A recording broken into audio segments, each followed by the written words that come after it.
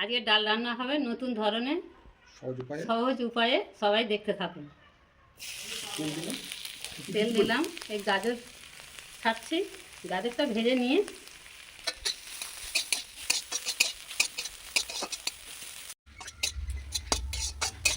ভাজা হয়ে গেছে, এবার তুলে নেব।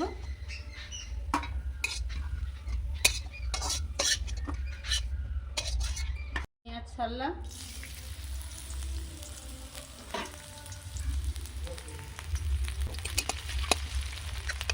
এটা আদা ভাজা হয়ে গেলেই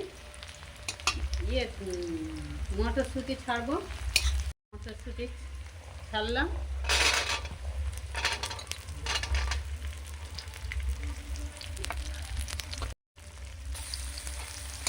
রসুনটা আদা ভাজা হয়ে গেলেই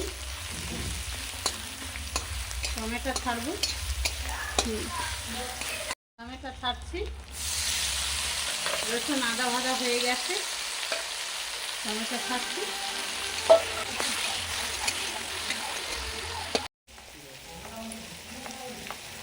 আচ্ছা, এবার হলুদ দিলাম,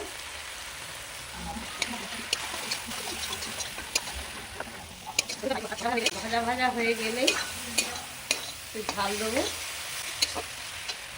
ঝাল গুঁড়ো দেবো।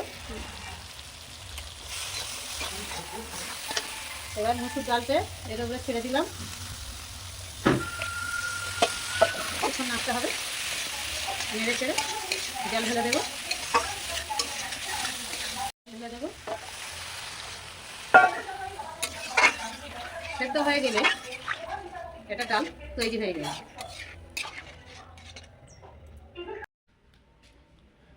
ঢাকা দিচ্ছি, ভেজে রাখা গাজরটা ডালে ছেড়ে দিলাম।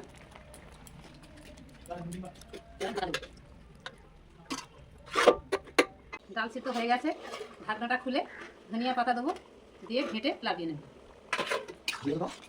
এবার ধনিয়া পাতা দিলাম, দিয়ে এবার ঘেঁটে লাগিয়ে নেব। এবার ডালটা লাগিয়ে নেব।